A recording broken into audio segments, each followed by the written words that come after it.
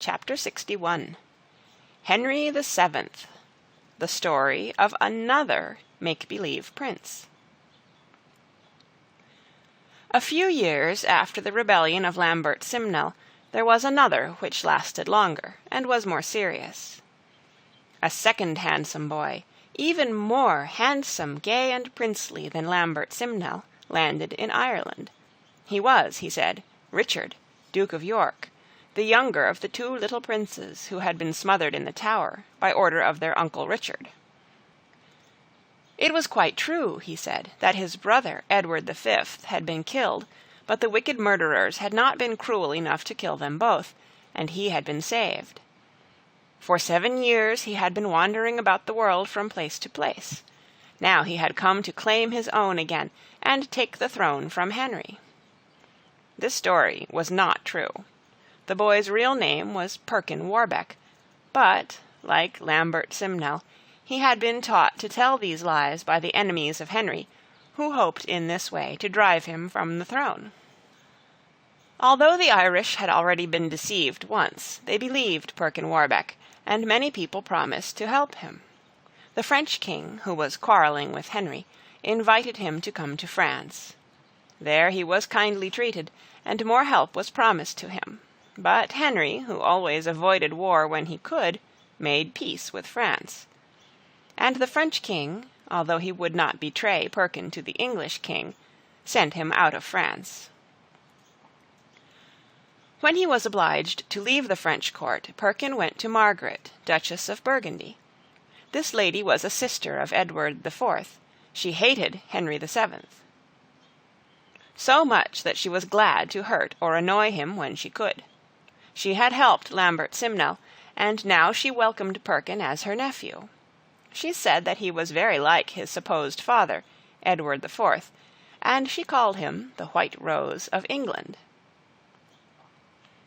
Just as Henry had taken trouble to prove that Lambert Simnel was a false earl, now he took trouble to prove that Perkin was a false prince.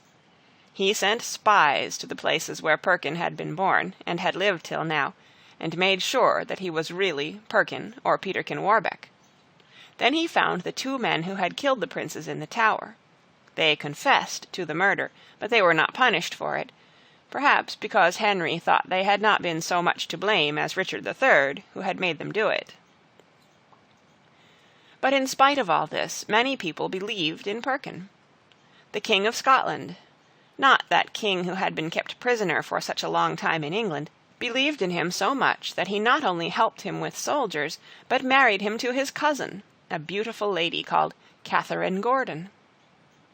Like Lambert Simnel, Perkin was crowned, and his followers called him Richard IV. The rebellion went on for about 5 years. Battles were fought now and again, but Perkin was never successful. His beautiful wife Catherine went everywhere with him. She, at least, believed in him, and loved him. At last, hearing that the men of Cornwall were angry with the king because he had taxed them too heavily, Perkin decided to try his fortune there. He landed in Cornwall, left his beautiful wife at St. Michael's Mount, where she might be safe, and marched to besiege Exeter. But the people of Exeter were true to the king and would not yield. So Perkin grew tired of besieging a town which would not yield, and he marched away to Taunton. There, hearing that Henry was coming against him with a great army, he took fright, and ran away in the night. Next morning, when Perkin's poor soldiers woke up and found that they had lost their leader, they had no heart to fight. Some of them ran away like Perkin, others gave themselves up, begging the king to forgive them. They were all gathered together in a churchyard at Exeter, their heads and their feet bare, and ropes around their necks. King Henry came to a great window and looked down upon them. When the people saw him, they all fell upon their knees, begging for pardon. There were so many of them that the king could not punish all, so he spoke to them, and, warning them not to rebel again, said he would forgive them all except the ringleaders, who should be put to death. Then, with a great cry of rejoicing and thanks, the people threw the ropes from their necks and went to their homes.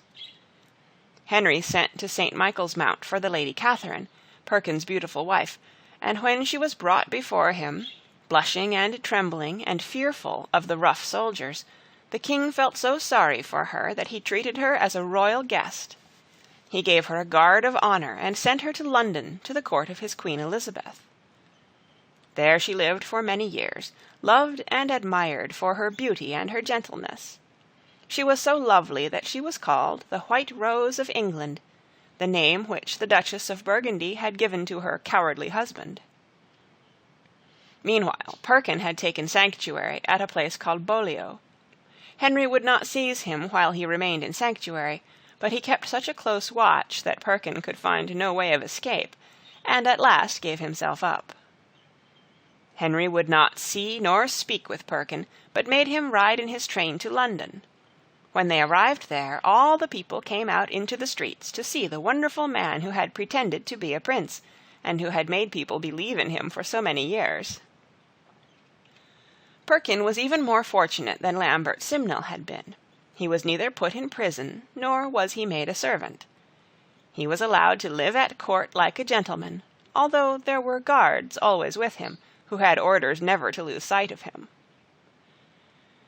Perkin might have spent the rest of his life in peace, but he soon grew tired of being watched, and one day he managed to run away. But he did not run very far.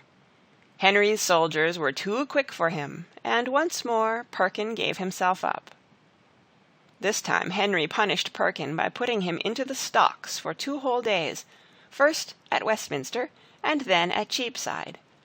He also made him read a paper aloud, in which he confessed that the story he had told was not true, and that he was not the Duke of York. In those days people were often punished by being put in the stocks. They had to sit in a very uncomfortable position with their feet through holes in a board.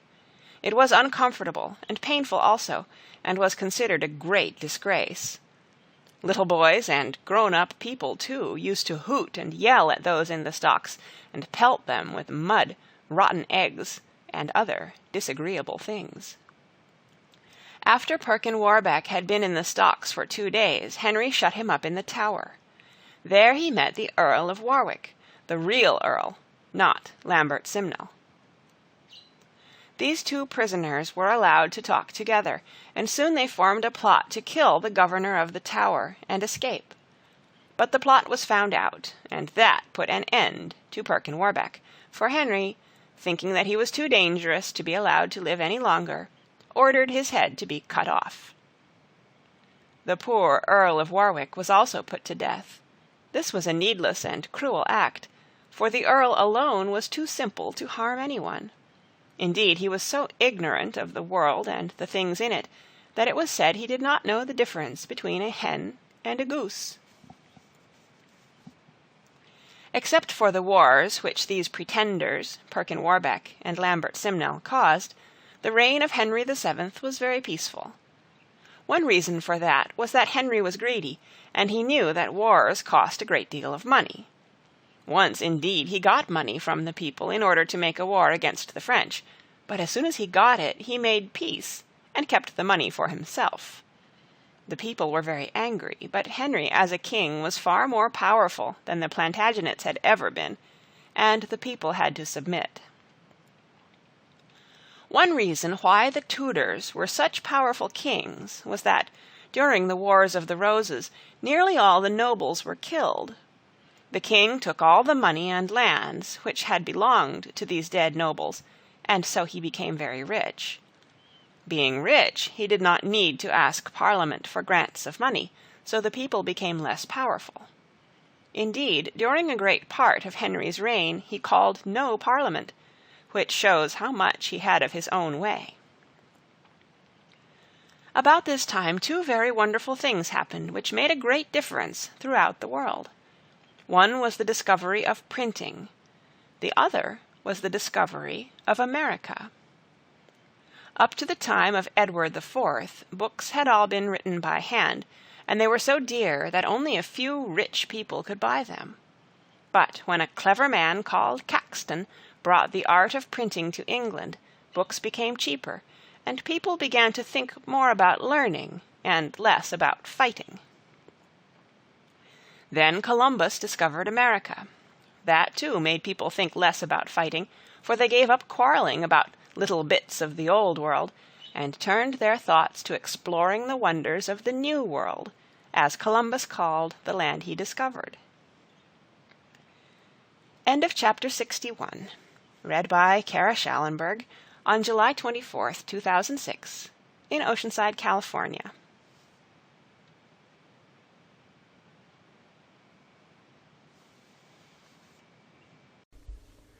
Chapter 62 by H.E. Marshall. Henry VII, The Story of the Field of the Cloth of Gold. Long before Henry VII died, in 1509 A.D., all the joy and love which the people had felt for him when he came to the throne had faded away. He had proved to be a hard and greedy king, and no one was sorry when he died. His son was also called Henry, and he was only 18 years old when his father died. He was gay and handsome, and the people believed him to be generous and good, so there was great rejoicing when he was crowned. Henry's chancellor was a man called Wolsey. He was a very great man, and for many years it was really he who ruled England. Wolsey was the son of a butcher. Being a clever boy, he was sent to school, and afterwards to college at Oxford. There he showed himself to be so clever that people soon began to notice him, and he quickly rose from one post to another until he became chaplain to Henry VII. Henry VII found Wolsey very useful to him. He became one of Prince Henry's greatest friends, and when Prince Henry became king, he made Wolsey Chancellor and Archbishop of York, and heaped upon him many other honours and posts, until he was almost as rich and as great as the king himself. Wolsey had most splendid houses, and about 500 servants, all of whom wore most beautiful clothes. His cook even wore a satin or velvet coat, and had a gold chain around his neck. Wolsey himself dressed most gorgeously in bright red silk or satin, and he wore gilded shoes set with pearls and jewels. Whenever he went out, there was a great procession. A man carrying a mace walked first, then came 2 gentlemen carrying silver wands, then 2 of the biggest and handsomest priests that could be found, each carrying a great silver cross. Then came Wolsey, mounted upon a mule. He rode upon a mule because he said, being a humble priest, it was more fitting for him than a horse. But the harness and saddle were of velvet and gold, and behind him came a long train of his servants and followers on splendid horses. Henry VIII was fond of magnificence and show, and it pleased him to have so fine a chancellor. Henry was gay, and the chancellor was gay. If Henry were sad, Wolsey would joke and laugh until the king laughed too. If Henry were merry, Wolsey would be merry with him. Soon people began to see that if they wanted anything from the king, it was best to make friends with the chancellor. Wolsey, on the whole, made good use of his power. He was fond of learning. He saw that without learning no country could be truly great, and he founded a school at Ipswich, which was his birthplace, and a college at Oxford. If he tried to make himself great, he also thought of England, and how to make England great. The first few years of Henry's reign were peaceful and quiet. Henry VII had been a very rich man when he died, so Henry VIII had plenty of money, and at first the people were not troubled with new taxes. Henry pleased everyone by marrying a rich and beautiful lady called Catherine of Aragon. She was a widow, having already been married to Henry's elder brother, who was called Arthur. Arthur would have been king had he lived, but he had died a few months after his marriage with Catherine. After Arthur died, Henry VII kept Catherine at the English court, in the hope that his second son, Henry, would one day marry her. This he now did, although it was then, and still is, against the law for a man to marry his dead brother's wife. However, as Henry thought it was a wise thing for him to marry Catherine, he asked the Pope to give him leave to do so, and the Pope, whom you know was a very powerful person, gave him leave. In those days, people were never long content to be at peace, and Henry soon began to fight with France and with Scotland. In a battle called Flodden, The Scots were defeated and their king killed, and Henry made peace with the Queen, who was his own sister. Soon afterwards he also made peace with France. Henry then decided it would be wise not only to be at peace with France, but to make friends with the French king. So the great Chancellor, Wolsey, arranged for a meeting between Francis I of France and Henry VIII of England. This meeting took place on a plain in France near a little town called Guines, and everything about it was so splendid that it was called the Field of the Cloth of Gold. A palace for the English king was built so quickly that it seemed like a magic thing. It was only made of wood, but it was so painted and gilded that it shone and glittered in the sunshine like a fairy palace. Great golden gates opened into a courtyard, where a fountain sparkling with gold and gems flowed all day with red and white wine instead of water. This fountain bore the motto, "Make good cheer who will." The palace walls were hung inside with cloth of gold and silver. Everything was rich with embroidery and sparkling with gems. Wherever possible, gold and jewels shone, the Queen's footstools even being sewn with pearls. When the French king saw Henry's splendid palace, he did not wish to be outdone. He set up a great tent, the centre pole of which was a gilded mast. The tent was lined inside with blue velvet, the roof was spangled with golden stars, and a golden sun and moon shone night and day. The outside was covered with cloth of gold, and the ropes which held it up were of blue silk and gold. The tent looked very grand, and glittered in the sunshine like a ball of fire, but when everything was ready, a terrible wind arose, which snapped the ropes of silk and gold, broke the mast, and brought the blue velvet sky with glittering stars and golden walls to the ground. So Francis had to content himself with living in an old castle, which stood not far away, and very likely he was far more comfortable there than he would have been in his golden and blue tent. When all was ready, King Henry and Queen Catherine sailed from England, and with them a great company of nobles, each trying to be more splendid than the other. The two kings met on the plain near Henry's palace. They were both dressed in gold and silver cloth, and rode beautiful horses with harness of golden velvet. While still on horseback, they embraced and kissed each other. "My dear brother and cousin," said Francis, "I have come a long way to see you. I hope you will think that I am worthy of your love and help. My great possessions show how powerful I am." "Dear cousin," replied Henry, "I never saw a prince with my eyes that I could love better with my heart. And for your love, I have crossed the seas to the furthest bounds of my kingdom in order to see you." Then the kings got off their horses, and arm in arm walked to a gorgeous tent near by, where a very fine dinner was prepared for them. For 3 weeks there were gay times. Grand tournaments were held, in which the kings fought with the knights, and the kings always won. There were balls and feasts too. Sometimes the kings and queens and lords and ladies dressed up and disguised themselves, so that no one could tell who was who. This they thought was the greatest fun of all. The English people were very fond of wrestling, and the soldiers used to amuse themselves in this way. Henry was fond of all kinds of games and sport, and one day, while watching the soldiers, he proposed to King Francis that they too should try a wrestling match, and laughingly laid hold of his collar. Francis was quite pleased, for although he did not look so strong as Henry, he was very quick and wiry.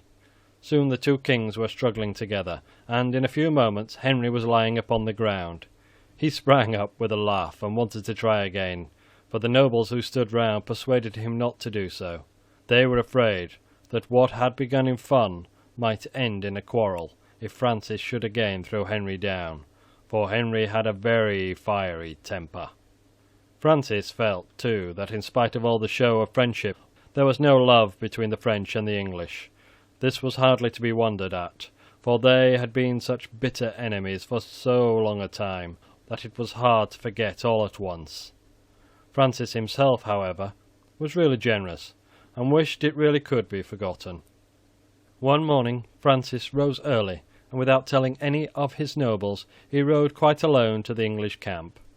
Henry was still in bed when King Francis came into his room, and said, laughing, "My dear cousin, I come to you of my own free will. I am now your prisoner." Henry was very pleased to see that Francis trusted him so much that he was not afraid to come quite alone like this. He sprang out of bed and threw a chain of gold around the French king's neck. In return, Francis gave Henry a beautiful bracelet, and then, laughing and joking like a schoolboy, he insisted on helping Henry to dress. He warmed his shirt, helped him to tie and button his clothes, and then, mounting on his horse, rode gaily home. When he came near his castle, he was met by some of his nobles, who were anxiously looking for him. Francis laughingly told them what he had been doing. "Sire," said one of them, "I am very glad to see you back again, but let me tell you, master, you are a fool to do what you have done. Our luck be to him who advised you to do it." "Well, that was nobody," replied Francis. "The thought was all my own." In spite of the fears and jealousy of the French and English, the meeting came to an end as peacefully as it had begun. Henry sailed home again with all his gay knights, but many of them were quite ruined and penniless. They had spent all their money on fine clothes and jewels, so anxious were they to make a great display and be grander than the French. But all this splendour and show of friendliness meant nothing and came to nothing, for Henry, both immediately before and after this meeting with Francis, met and plotted with Charles, the Emperor of Germany, who was the enemy of Francis. When war again broke out, the English fought against the French, as they had always done. End of part 62. Chapter 63. Henry VIII. How the King became the defender of the faith, and how the great cardinal died. In the reign of Henry VIII, the Pope was still the head of all the Christian Church, although, as long ago as the time of Edward III, a man called John Wycliffe had begun to preach and teach against his rule over the English Church. Wycliffe translated the Bible from Latin into English and encouraged the people to read it. His followers were called Lollards, and they helped the people at the time of Wat Tyler's rebellion in the reign of Richard II. The heads of the church hated the Lollards, and Henry IV, who wanted to please the priests, made a law saying that anyone who would not believe just what the Pope said he must believe should be burned to death. This was a very wicked law, and it marked the beginning of another struggle for freedom in England, that is, the struggle for freedom of conscience, which means freedom to think and do what one feels to be right in matters of religion, instead of being forced to think and do as someone else says is right. For some time now very little had been heard of the Lollards, but the things which Wycliffe had taught had not been forgotten. After printing was discovered, and books became cheaper, people began to read, and, in consequence, to think much more than they had done before. The more people read and thought, the more difficult some of them found it to believe just what they were ordered to believe by the Pope. It was not only in England that this was happening, but in many other lands as well. In Germany, a monk called Martin Luther, after thinking a great deal about it, decided that some things which were done in the Romish Church were wrong. He was brave enough to say what he thought, and, in spite of the anger of the Pope and the priests, a great many people followed Martin Luther and left the Roman Catholic Church. This is the beginning of what is called the Reformation. That is a long word, but it is quite easy to understand. It is made from two Latin words, re, again, and formare, to form or make. It means that the people who left the Roman Church again formed or made the Church. These people were called Protestants. The word Protestant is also made from two Latin words, pro, publicly, and testare, to bear witness. So a Protestant really means someone who openly and publicly bears witness, or protests. We can hardly understand how bold and brave a thing these Protestants did. Now everyone is free to believe what they think is best and right, but in those days people who could not agree with the Pope were cruelly punished or put to death. Now Protestant churches and Roman Catholic churches stand side by side, and we do not kill and hate each other because we worship God in different ways. But in those days nothing caused such cruel suffering and such bitter hatred. When King Henry heard what Martin Luther had done, he was very angry. Being a clever man, and proud of his learning and knowledge about religion, he wrote a book against Martin Luther and his teaching. This book he had bound most beautifully, and then he sent it to the Pope. With great splendor and ceremony, dressed in his most magnificent robes, and sitting upon his throne with all his priests around him, the Pope received Henry's messenger. The messenger knelt humbly, presenting the book, and kissing first the Pope's toe, and then his cheek. Afterwards the messenger made a long speech, and the Pope made a long speech, and so the ceremony ended. When the Pope had read the book, he was so pleased with it that he gave the King of England a new title. He called him Fidei Defensor, which means Defender of the Faith. He wrote a letter to Henry thanking him for his book, and calling him "Our most dear son Henry, the illustrious King of England, and Defender of the Faith." Henry was very proud of his new title, and he held a solemn service in the church at Westminster, when the Pope's letter was read, and the King's new title proclaimed. Afterwards Henry quarrelled with the Pope, but he kept the title of Defender of the Faith, and it has been borne by the kings and queens of England ever since, although the faith they now defend is no longer the faith of the Roman Catholic Church. If you look at some of the coins which we use now, you will see FD, or Fid Def, upon them. These letters mean Fidei Defensor, or Defender of the Faith. King Henry quarrelled with the Pope because he would not let him put away his wife, Queen Catherine. Queen Catherine had done no wrong, but she was some years older than Henry, and now that he had been married to her for nearly 20 years, and she was no longer young and pretty, he had grown tired, and wanted another wife.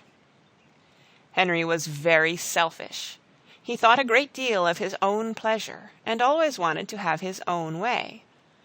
Years before, when he wished to marry Catherine, he had made the Pope give him leave to do so, although it was against the laws of the Church, because, as you remember, she had already been married to his brother Arthur. Now Henry began to think, or pretended to think, that he had been wrong ever to marry her at all, and he tried to make the Pope say so. Wolsey, whom the Pope had made a cardinal, tried very hard to make him say so too, but in vain. After a long time the Pope sent another cardinal to England, and a great trial was held to decide whether Henry should be allowed to put away his wife or not. Many wise men were gathered together with the king and queen, the two cardinals, and their priests and clerks. When the queen's name was called, she rose from her chair, but although she tried to speak, she could not. She stood a moment, then, crossing the hall to where the king sat, she threw herself at his feet. "Sir," she said, "I pray you do me justice and right, and take some pity upon me. For I am a poor woman, and a stranger born out of your dominion. Alas, sir, how have I offended you? I take God to judge that I have ever been your true and humble wife. I have been glad for the things which have made you glad, and I have been sorry for the things which have made you sorry. Your friends have been my friends, your enemies my enemies. I have loved for your sake all whom you have loved. I have been your wife these 20 years and more. If there be any just cause for the anger you have against me, I am content to depart in shame and rebuke. If there be none, then I pray you to let me have justice at your hand." With that she rose up, and making a low curtsy to the king, she walked proudly out of the court, a most unhappy woman, but a grand and dignified queen. The king sent messengers after her to call her back, but she would not return, nor did she ever again come into the court. The cardinals and the wise men talked for a long time, but they could not decide whether Henry might be allowed to send his wife away or not. The fact was, the Pope was afraid of Henry on the one hand, and of the Emperor of Germany, who was Catherine's nephew, on the other, and dared say nothing. Then Henry grew very angry and impatient, and blamed Wolsey. Perhaps Wolsey had something to do with the delay, for although he did not love Queen Catherine, and would have been quite glad to have had her sent away, he hated Anne Boleyn, the lady whom Henry now wished to marry. Anne Boleyn hated Wolsey too, and little by little she so turned the king against his old friend that he took many of his offices from Wolsey, and in the end sent him away from court. When Wolsey was sent away, he went to a house which he had in the country, a sad and worn-out man. He loved power, but he loved England too, and in all he had done he had thought of making England great in the eyes of the world. With his wise counsels he had done much for England, and yet the people hated him. The nobles hated Wolsey because he was proud and haughty. They could not forget that he was a butcher's son, and yet they knew that, although Henry ruled England, Wolsey ruled Henry. The common people hated him because when Henry needed money, it was Wolsey, his chancellor, who had to wring it from the poor. So they looked upon him as the cause of all their sorrows, and there were few who mourned, and many who were glad at his fall. Henry next accused Wolsey of treason, and sent for him to come to London to be tried. Worn with sorrow and sickness, the cardinal started on his journey, but when he reached Leicester he was so ill that he could go no further. "Father, I am come to lay my bones among you," he said sadly to the abbot, who came to welcome him when he arrived at the Abbey of Leicester. It was true, for in a few days the great cardinal lay dead. "Had I served my God as faithfully as I have served my king," he said before he died, "he would not have cast me off in my old age." End of chapter 63. Read by Kara Schallenberg. www.kray.org. On July 26, 2006, in Oceanside, California.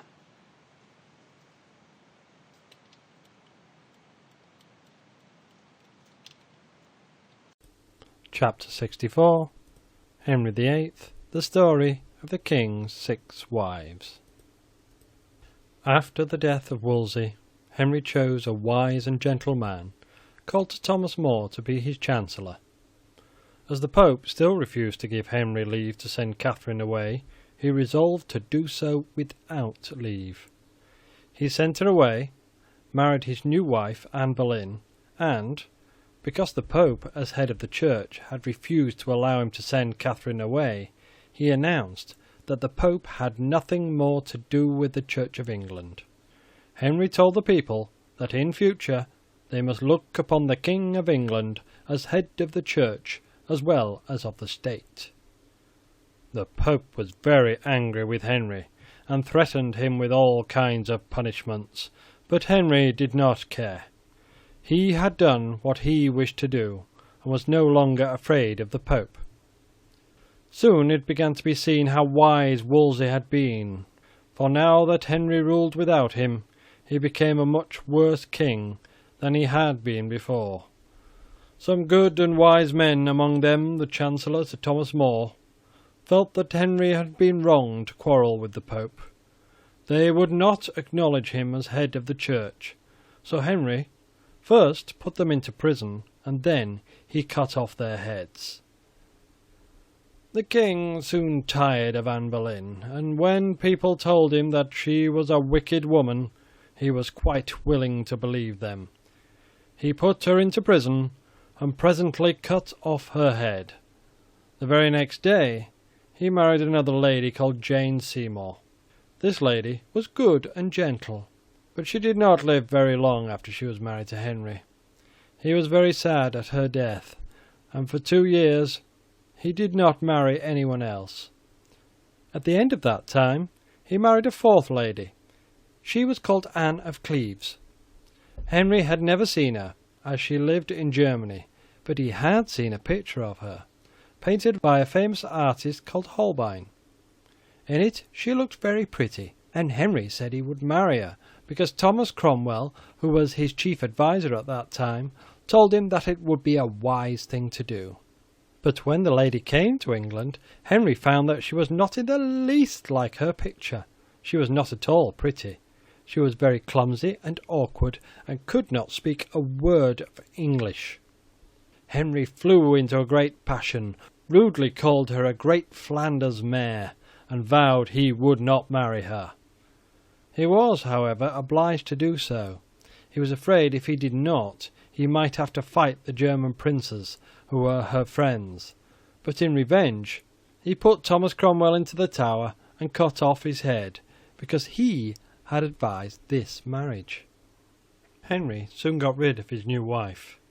He offered her a large sum of money if she would go away and let him marry another lady. Anne was quite pleased to do this. No doubt she was glad to get away with her head safe upon her shoulders from such an angry, passionate man. About a fortnight later, Henry married another lady called Catherine Howard. This time the king soon discovered that he had married a wicked woman.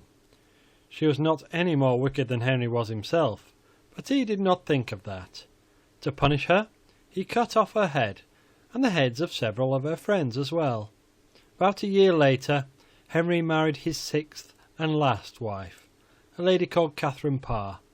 She was a good woman, and it is wonderful that she should have been willing to marry so bad a man, and one who was so fond of cutting off the heads of his wives. Perhaps she thought that Henry might cut off her head if she refused, and after all it was a fine thing to be called Queen of England. Catherine Parr was clever, and she managed to keep her head upon her shoulders, and although Henry once thought of cutting it off because she did not quite agree with him about religious matters, although Henry had quarrelled with the Pope, he did not wish England to become a Protestant country. He wished the people to remain Roman Catholics, but to look upon him instead of the Pope as the head of the Church. So he beheaded and burned the people who tried to follow the teaching of Luther, and he also beheaded and burned those who still looked upon the Pope as the head of the Church. Yet Henry helped on the Reformation, for he gave an order that a Bible should be placed in every church, so that people might go there and read it. And as books were still very dear, these Bibles were chained to the desks, in case people should be tempted to steal them away. Henry VII had left a great deal of money when he died, but Henry VIII was so extravagant and reckless that he soon spent it all. He tried many ways of getting more money, and after he quarrelled with the Pope, he thought of a new way. All over England there were monasteries and convents in which men and women lived who gave up their lives to good works. They cared for the sick and the poor, taught the people how to read and write, and did many other useful things. Some of these monasteries and convents were very rich, possessing land and jewels, beside much money. Henry said that the people who lived in these places led wicked lives. No doubt some of them did, but many of them led good lives, and brought great comfort and happiness to the poor around them. But because of the evil which some did, Henry shut up these monasteries and convents. He sent the people who had lived in them out into the fields and streets, homeless wanderers, and took all their money and lands for himself. Besides doing this, Henry taxed the people very heavily, and at last they rebelled. It was a curious rabble-like army, which gathered together an army of peasants and weavers, led by priests and monks, carrying their sacred banners and crucifixes. They called their rebellion the Pilgrimage of Grace. "Who is your leader?" asked the Duke of Norfolk, who had been sent against them. "Our leader is poverty," they replied, "and we are driven on by necessity." Although the king was not well prepared, the rebels did not succeed. The Duke of Norfolk persuaded them to go home, promising them pardon in the king's name. They went home, but the following year the rebellion broke out again. This time the king's soldiers were better prepared. The rebels were defeated, many of them being taken prisoner and put to death in cruel ways. Henry VIII died in 1547 AD, having reigned for nearly 38 years. his reign was a great one for England, the country becoming more important among the kingdoms of Europe than it had ever been. But Henry himself was bad and selfish, and at the end of his reign, at least, proved himself to be a cruel tyrant. End of chapter 64. Chapter 65. Edward the Sixth. The Story of a Boy King. Henry the Eighth had 3 children. They were called Mary, Elizabeth, and Edward. Edward was the son of Lady Jane Seymour, Henry's 3rd wife, and was the youngest of the 3. But for several reasons he was made king. Edward was only 9 years old, and his uncle, Lord Somerset, was made regent or protector. Lord Somerset was not a strong man and did not rule well. He wished to be powerful and tried to make himself king in all but name. His brother, Thomas Seymour, also wanted to rule, so there were plots and quarrels between them and between the other great nobles. Although Henry VIII had quarrelled with the Pope, he never became a Protestant, nor did he wish the religion of the country to be changed. But Lady Jane Seymour had been a Protestant, and so was her brother, who was now protector. Edward VI had been brought up in the new religion, and although he had very little power, he wanted the country to become Protestant. But this was not the wish of the whole people. Many of them did not like the new English service which the king ordered to be used in the churches. It was like a Christmas game, they said, and they asked for the old Latin service called the Mass, to which they were accustomed. When Henry VIII shut up the monasteries, he brought great distress on the poor in many ways. He gave some of the monastery land to his friends, and these gentlemen, growing greedy, began now to add to their possessions by enclosing with fences the common lands, which before had been free to everyone. The poor had been allowed to feed their cows and sheep on these common lands, but now that they were enclosed by fences, the sheep and cows died from hunger, and the poor people were worse off than ever. Those who had been turned out of the monasteries were all Roman Catholics. They were now homeless, and went among the people telling them that all their sorrows were because of the change of religion. At last the people rose in rebellion, many of them hardly knowing why, but only feeling that they were very unhappy. But the rebellion was soon crushed, and the ringleaders put to death. It is told how the provost marshal wrote to one man, the mayor of Bodmin, who was known to have been one of the leaders, saying that he was coming to dinner. The mayor was very glad, thinking that he was not to be punished for his share in the riots. He made ready a splendid dinner, and received the provost and his friends with great politeness. "Mr. Mayor," said the provost, "I have to hang a man in the town after dinner. Will you have a gallows set up?" The mayor gave the order to the hangman, and then they sat down to dinner. They were all very gay and merry, and when the meal was over, the provost took the mayor by the arm, saying cheerfully, "Come now, let me see these gallows." The mayor led him to where they were set up. "Do you think they are strong enough?" said the provost. "Oh yes," replied the mayor, "I can assure your lordship they are quite strong enough." "Very well," said the provost. "You shall go up and try, for you are the man that is to be hanged." "You do not mean that, my lord, you are joking," said the mayor. "Nay, but I do mean it," said the provost. "Up you get. You have been a busy rebel, and now here is your reward." And in spite of all he could say, the poor mayor was hanged upon his own gallows. But the people rose again and again. One of the chief rebellions was under a man called Ket. He was a tanner. A great many people gathered round him, and they camped near Norwich on a plain, in the centre of which stood a great oak tree. This tree they called the Oak of Reformation, and under its branches Ket held his parliament and court, deciding quarrels, making laws, and punishing wrongdoers. Ket encouraged his followers to pull up the hedges, throw down the fences, and fill up the ditches with which the common lands had been surrounded. Otherwise they behaved in a wonderfully orderly manner. They did indeed steal sheep and cattle from the rich gentlemen round, so that they might have plenty to eat in the camp. But Ket ordered his men not to hurt any honest or poor people. He called himself the king's friend, and said he fought only against the wicked lords who gave him bad advice. For some time the Protector did nothing, and Ket's army grew larger and larger. Lord Somerset was sorry for the people. He knew that they were very poor, and felt that they were badly treated.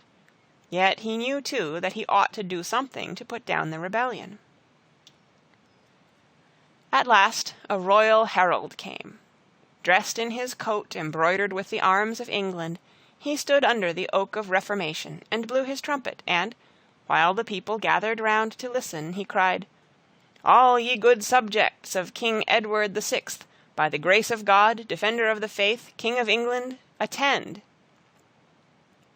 Then he told them that he had been sent to say that King Edward would pardon them all, if they would go quietly back to their homes.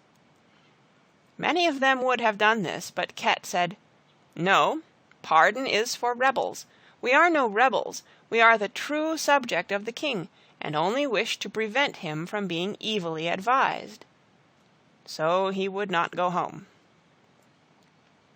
The Protector had gathered an army, intending to make war on Scotland, and this army he now sent against Ket and his men. There was a good deal of fighting. Many people on both sides were killed. The town of Norwich was taken and retaken, but in the end Ket was defeated. He and his brother were made prisoners with many of their followers. They were put to death, and 9 of the chief rebels were hanged upon the branches of the oak of Reformation. As time went on, the quarrelling among the nobles grew worse. The office of Protector was first taken from Somerset, and he was then beheaded. Many of the common people were sorry for this, because they believed that Somerset had really been their friend, and they loved him, although the nobles hated him. Lord Somerset was succeeded by the Duke of Northumberland. The Duke of Northumberland was also a Protestant, and he was quite as fond of power as Somerset had been, and began to make plans to get the crown of England into his hands. Edward had never been strong, and Northumberland knew that he was not likely to live long. The next heir to the throne was Mary, Edward's elder sister. She was the daughter of Catherine of Aragon, the first wife of Henry VIII. Princess Mary was a Roman Catholic. She hated the Protestant religion as much as Edward loved it. It made Edward sad to think that, when he was dead, Mary would undo all that he had done, and that England would again become Roman Catholic. Northumberland knew this, and he persuaded Edward to make a will, leaving the throne to his cousin, Lady Jane Grey. Of course, Edward had no right to do this, but he did do it.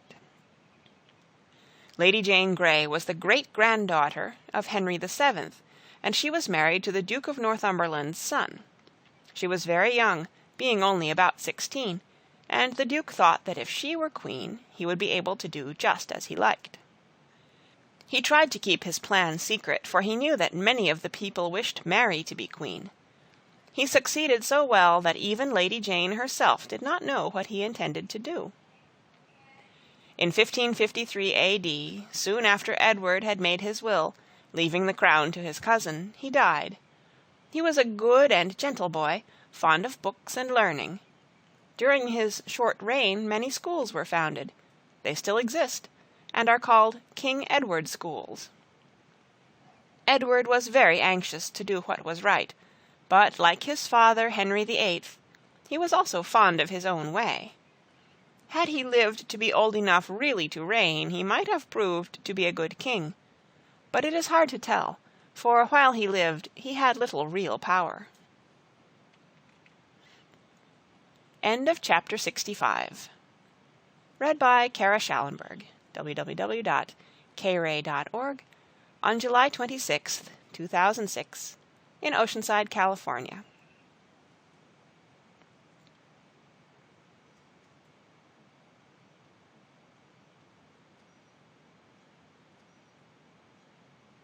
Chapter 66. The Story of Lady Jane Grey. As soon as King Edward VI was dead, Northumberland, with several other nobles, went to Lady Jane Grey and offered her the crown. They knelt to her, kissing her hand and greeting her as their queen. It was a great thing to be Queen of England, but Lady Jane was not glad. She was sad and frightened.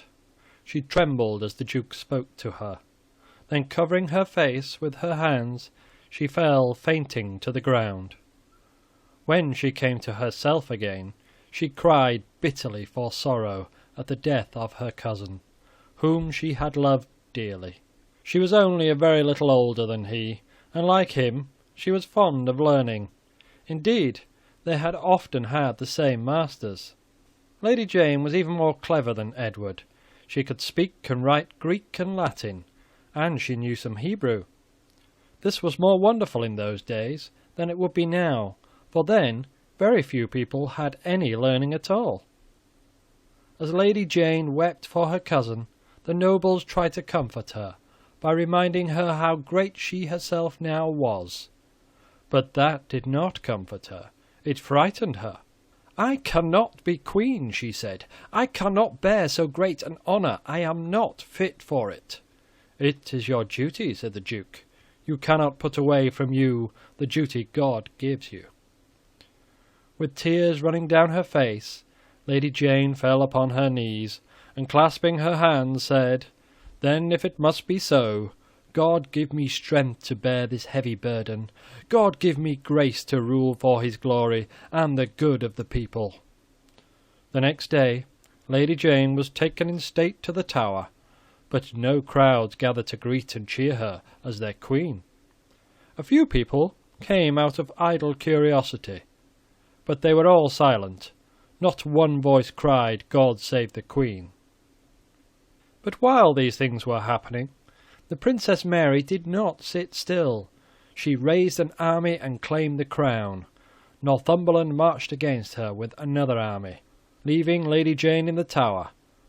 No sooner had he gone than many of the lords who had joined him in helping to put Lady Jane on the throne began to regret it.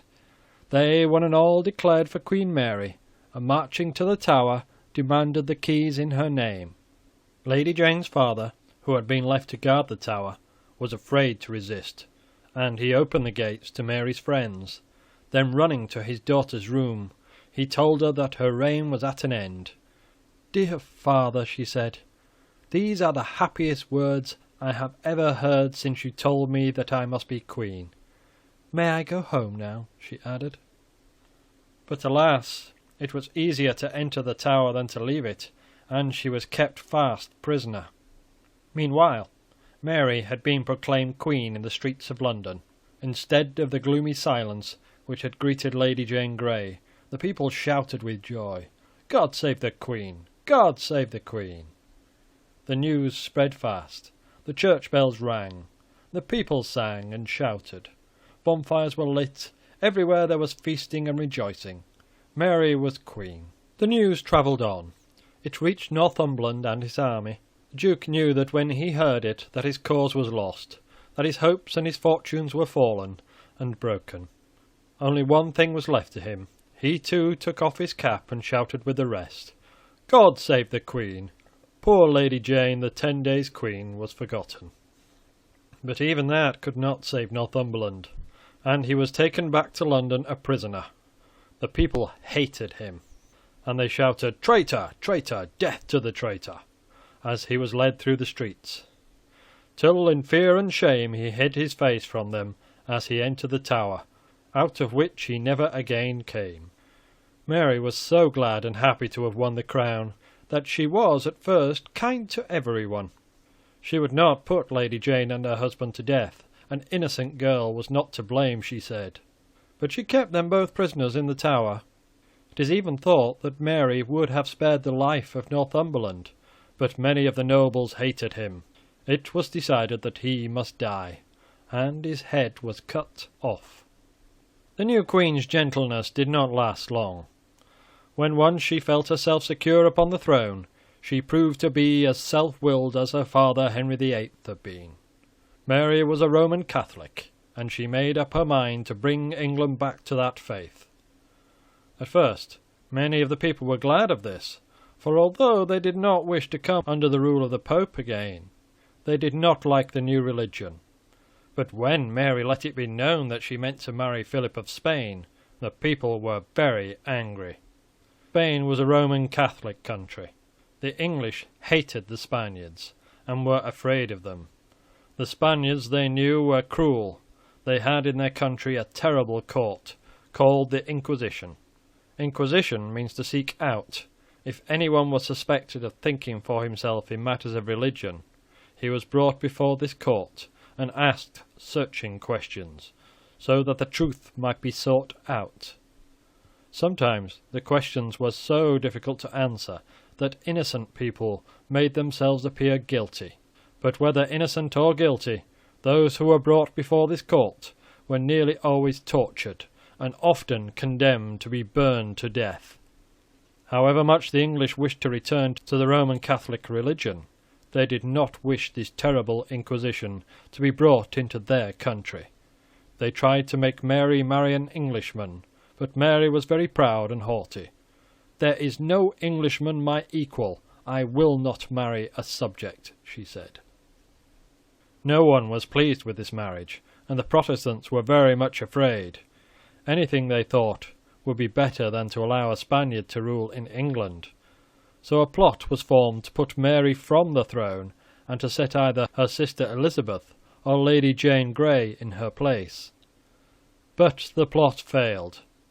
All the leaders were beheaded, and hundreds of their followers were hanged. Gentle Lady Jane, who had never wished to rule, was blamed for this rebellion. She was brought out of the tower, where she had been kept prisoner, and her beautiful head was cut off. Her husband, father, and brother were also put to death. The Queen had begun to earn for herself her terrible name of Bloody Mary. End of chapter 66.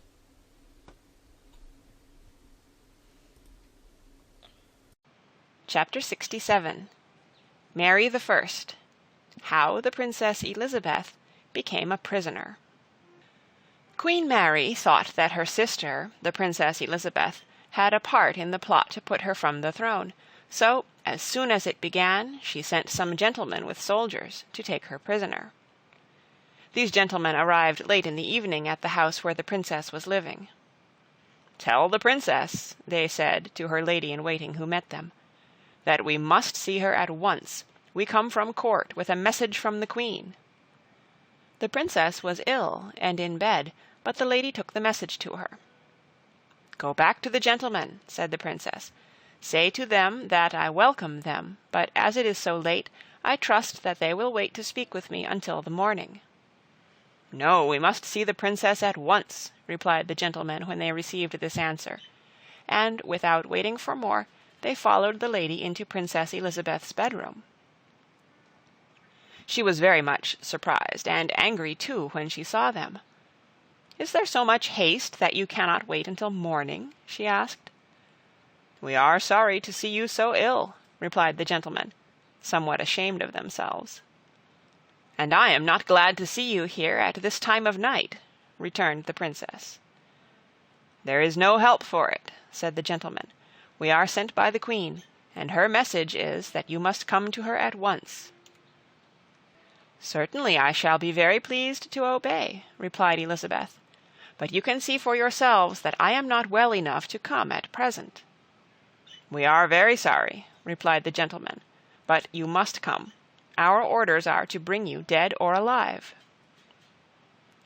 This made the princess very sad, for she now felt sure that she had reason to be afraid of her sister the Queen. She tried very hard to make the gentlemen go away, but they would not. At last, after a great deal of talking, she agreed to go with them next morning. When the time came, Princess Elizabeth was so ill that she fainted several times as she was being led out of the house. All her servants, crying bitterly, gathered to say good-bye to her. They loved their mistress very much, and they did not know what was going to happen. When Elizabeth arrived at court, she was not allowed to see the Queen, but was shut up in her room and kept a prisoner there for a fortnight. Gentlemen of the court came and talked to her, trying to make her confess that she had helped in the rebellion against the queen. But she said always that she knew nothing of it, and had ever been true to her sister.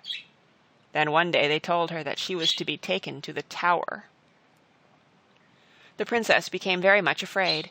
She knew what a dreadful place the Tower was, what fearful things happened there, and how few people who once went in ever came out alive. She begged and prayed not to be taken there.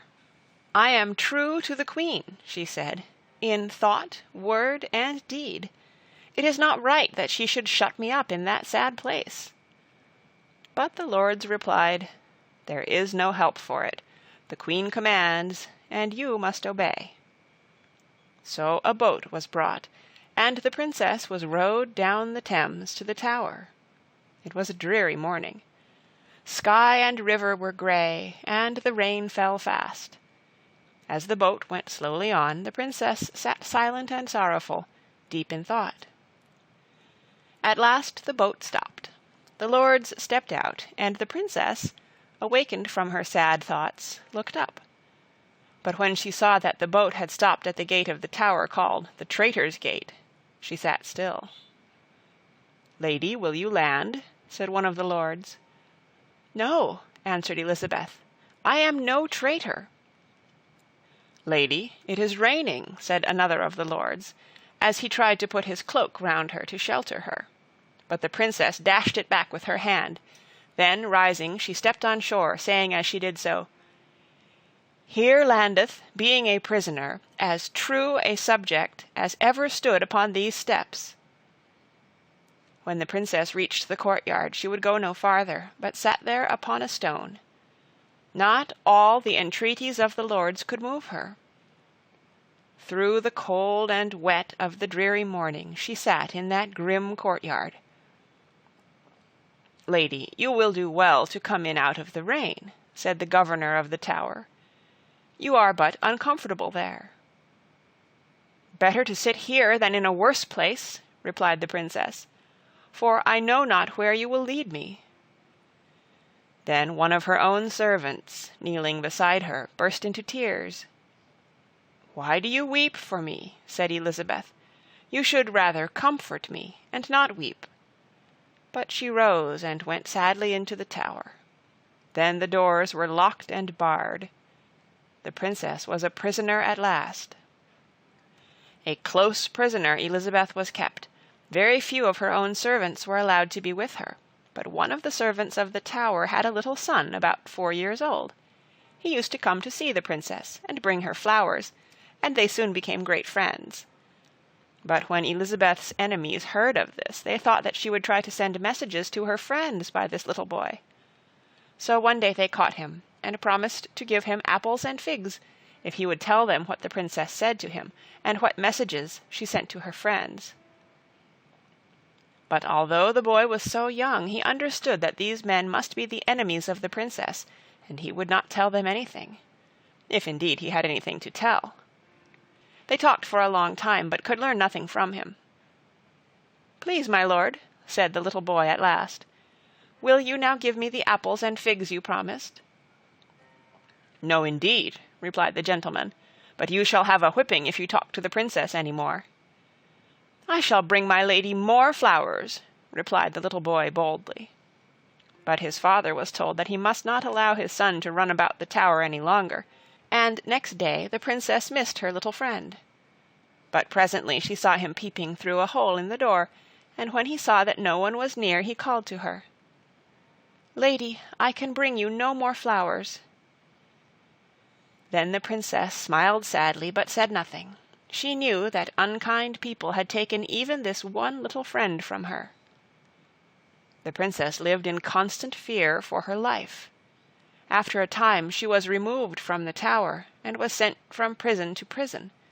It was no wonder that one day, hearing a milkmaid singing gaily, Elizabeth said she too would rather be a milkmaid and free than a great princess and a prisoner.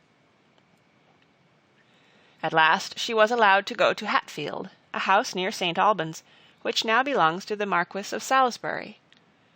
There, carefully watched and guarded, she lived until Mary died. End of chapter 67. Read by Kara Schallenberg, www.kray.org, on July 27, 2006, in Oceanside, California.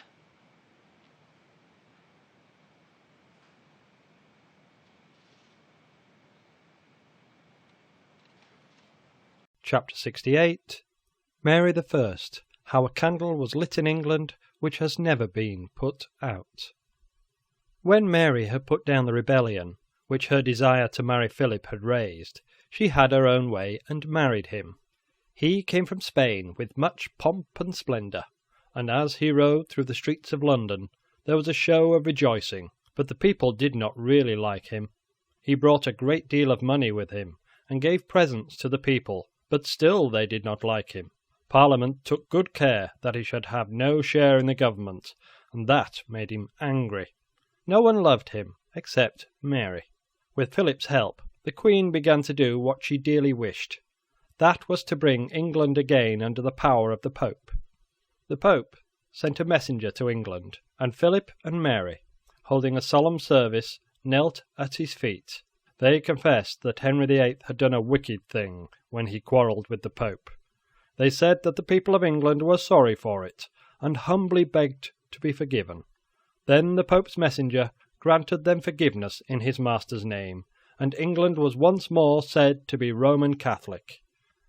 Now began the most terrible time of Mary's reign, for it required more than a few words from King, Queen, and Pope to make England again truly Roman Catholic. The Protestants would not give up their religion. Mary was determined that they should. Those who refused were imprisoned and put to death in the most cruel way. They were burned alive. It would make you too sad to tell stories of this terrible time. In 3 years, nearly 300 people were put to death by Mary's cruel orders. Yet she did no good, but rather harm to her cause, for many who were at first on her side turned away with horror from her dreadful cruelties.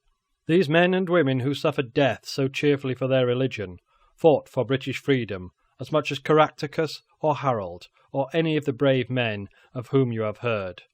And it was much harder to die as they did than to fall in battle fighting for their country with sword and spear. So when you hear such names as Rogers, Hooper, Ridley, Latimer, and Cranmer, honour them as heroes, and think gratefully of the many, many others whose names we shall never know, but who suffered as bravely. "Be of good comfort, Master Ridley, and play the man," said Latimer, as they were being led to be burned together. "We shall this day light such a candle by God's grace in England as I trust shall never be put out." By this he meant that others, hearing of the brave manner in which they died, would take heart too, and fight as bravely for their faith and freedom. So instead of crushing out God's light and truth, Mary was making it shine as a light which everyone might see. Mary was not happy. She could not help knowing that her cruel behaviour did harm rather than good to the religion which she loved. Yet she went on killing and torturing more fiercely than ever. Philip grew tired of England, where he was not allowed to rule, so he went back to his own country. This was a great sorrow to Mary, for she loved her husband. Philip returned, indeed, once, but it was only to get money for a war with France. Very unwillingly, the Parliament granted the money and help he asked. But the war ended sadly for Mary. Calais, which had belonged to the English for more than 200 years, was lost. Mary grieved very much over this. "When I am dead," she said, "you will find Calais graven on my heart." In the same year, 1558 AD, she died, wretched and unloved. She was succeeded by her sister, the Princess Elizabeth, who was the daughter of Anne Boleyn, the second wife of Henry VIII. End of chapter 68. Chapter 69. Elizabeth. How the imprisoned princess became a queen. Then our streets were unpaved, Our houses were thatched, sir. Our windows were latticed, our doors only latched, sir. Yet so few were the rogues that would plunder or rob, sir, that the hangman was starved for want of a job, sir. Oh, the golden days of good Queen Bess! Then our ladies, with large ruffs tied under their neck fast, would gobble up a pound of beefsteaks for their breakfast. With a close quilled-up coif their noddles just did fit, and were trussed up as tight as a rabbit on a spit. Oh, the golden days of good Queen Bess! Then jerkin and doublet, and yellow worsted hose, with a large pair of whiskers, was the dress of our beaux. Strong beer they preferred to clarets and to hocks. No poultry they prized like the wing of an ox. Oh, the golden days of good Queen Bess! Good neighbourhood, too, there was plenty as beef, and the poor from the rich never wanted relief. While merry went the mill-clack, the shuttle, and the plough, and honest men could live by the sweat of their brow. Oh, the golden days of good Queen Bess! Then all great men were good, and all good men were great, and the props of the nation were the pillars of the state. For the sovereign and the subject one interest supported, and our powerful alliance was by all other nations courted. Oh, the golden days of good Queen Bess! In the grounds of Hatfield the oak may still be seen under which Elizabeth was sitting when messengers came to tell her that Mary was dead, and that she was queen. The princess listened, looking up through the bare branches to the dull November sky. Then, falling upon her knees, she exclaimed in Latin words, "It is the Lord's doing, and it is marvellous in our eyes." Afterwards Elizabeth put these words upon the gold coins which were used during her reign. Upon the silver coins she put another Latin sentence, which means, "I have chosen God for my helper." As soon as Elizabeth knew that she was chosen to be queen, she left Hatfield, and went in state to the Tower of London, for at that time the Tower was used as a royal palace as well as a prison. But this time she did not go as a prisoner. This time she did not enter by the Traitor's Gate. She went as a queen, free and happy, guarded indeed, but guarded with love and honor. As the queen passed through the gates, she paused. "Some," she said, "have fallen from being princes in this land to be prisoners in this place. I am raised from being prisoner in this place to be prince in this land. That was the work of God's justice, this a work of his mercy. So must I be myself to God thankful, and to man merciful." There were great rejoicings when Elizabeth was crowned. Bonfires blazed and joy bells rang. Yet the land and the people were in a sad and miserable state, and it needed all Elizabeth's wisdom and the wisdom of the great men who surrounded her to bring back happiness and peace to the country. Elizabeth began her reign at a very difficult time. The quarrels between the old and new religions and the cruelties of Mary had divided the people into two parties. Each party hoped that the new queen would favor them. But Elizabeth did not mean to make any of her subjects suffer death because of what they felt it right to believe. During her reign, people were neither tortured nor killed in the name of religion. Elizabeth was clever, but she liked to think that she was beautiful too. She loved fine clothes, and she dressed in the most splendid silks and satins and jewels. Her courtiers told her that she was the most beautiful lady on earth. This was not true. Elizabeth was not really very beautiful, but she was vain, and liked to hear people say that she was lovely. And her people loved her so much that very likely they really thought that she was beautiful. Whenever it was known that the queen would pass through the streets, the people would gather to see her. They would stand for hours waiting until she came.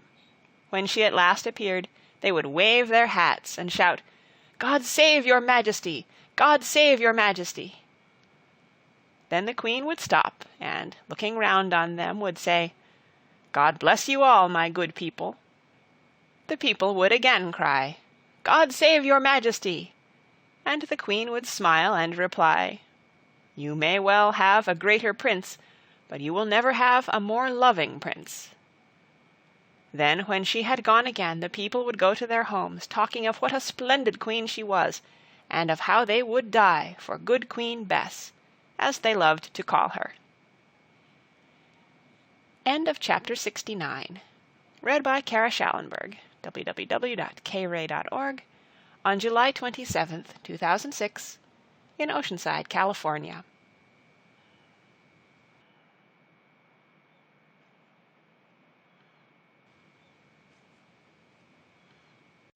Chapter 70 by H. E. Marshall. Elizabeth, the story of a most unhappy queen. At this time in Scotland, as in England, there ruled a queen.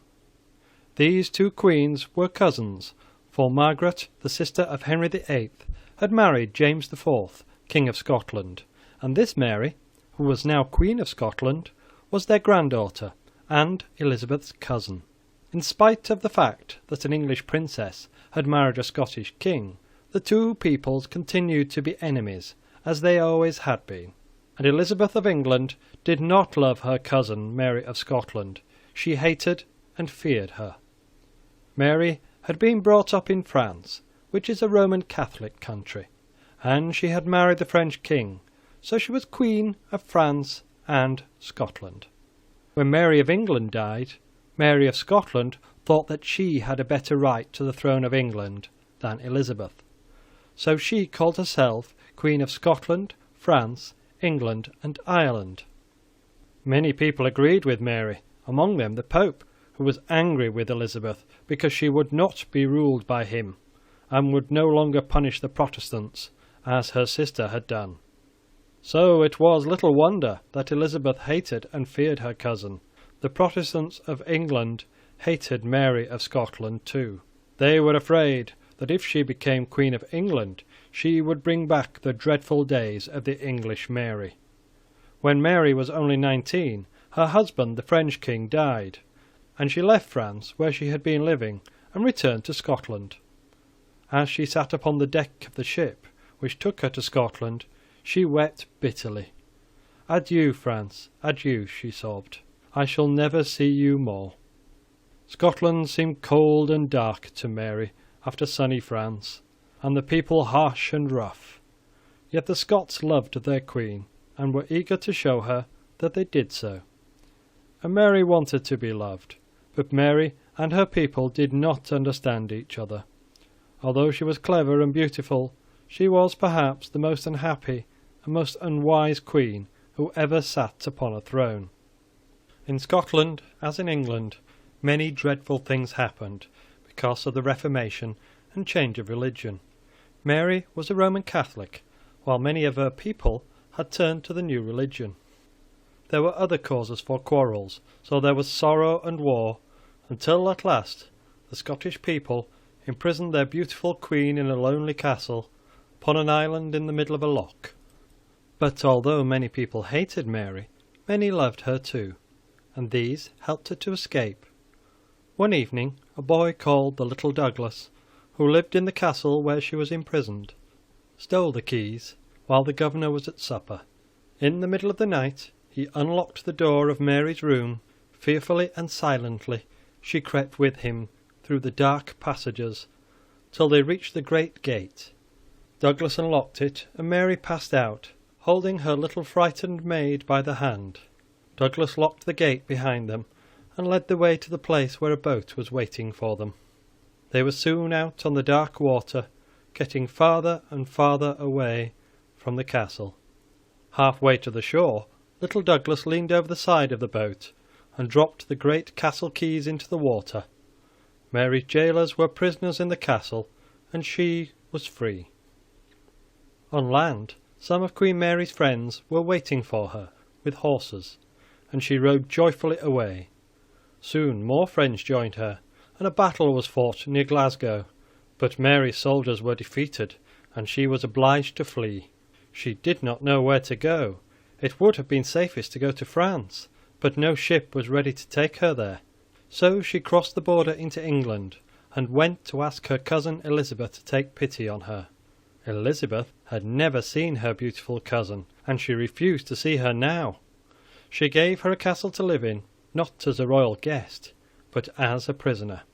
Mary had had to run away from Scotland so quickly that she had brought no clothes except those she wore. She wrote to tell Elizabeth this, but although Elizabeth had hundreds of beautiful dresses, she only sent some old clothes quite unfit for a queen to wear. Poor Mary would have been badly off, but her enemies were kinder than her cousin, and sent her dresses and clothes from Scotland. When Queen Mary found that Elizabeth meant to treat her as a prisoner and not as a friend, she begged to be allowed to go away to some other country, but Elizabeth would not set her free. She feared if she did, Mary would go to the kings of France or Spain and ask them to make war on England. She felt that it was safest to keep her great enemy in prison. Mary was so beautiful that she had many friends, and they were very angry with Elizabeth. Plot after plot to free Mary was formed, but all plots failed. For 19 years this poor queen was kept in prison. She was moved from castle to castle, for it seemed as if no place was strong and safe enough to keep her from her friends. At last she was shut up in a castle called Fotheringay. When Mary had been kept in prison about 19 years, a plot to kill Elizabeth and put Mary on the throne was discovered. Then the English Parliament persuaded Elizabeth that Mary must be put to death. Elizabeth either really felt or pretended to feel very unwilling to give her consent, but in the end she signed a paper ordering Mary's head to be cut off. A few days later, the beautiful queen, who had been so unhappy and who had caused so much unhappiness, walked into the great hall at Fotheringay. In one hand she carried a Bible, and the other a crucifix. The hall was hung with black. At one end was a low scaffold, also covered with black. 19 years before, Mary had come to England young and beautiful, and although she was not yet old, the long years in prison had made her look like an old woman. She could only walk with difficulty, and when she laid her head upon the block, it was seen that her hair was white. Mary's servants cried bitterly when she said goodbye to them, although she comforted them by saying that to her death was a happy release out of prison. Her little dog would not leave her, even after she was dead, but crept close to her dress, whining sadly, as the Dean of Peterborough cried, "So perish all Elizabeth's enemies." When Elizabeth was told that Mary was dead, she was very angry.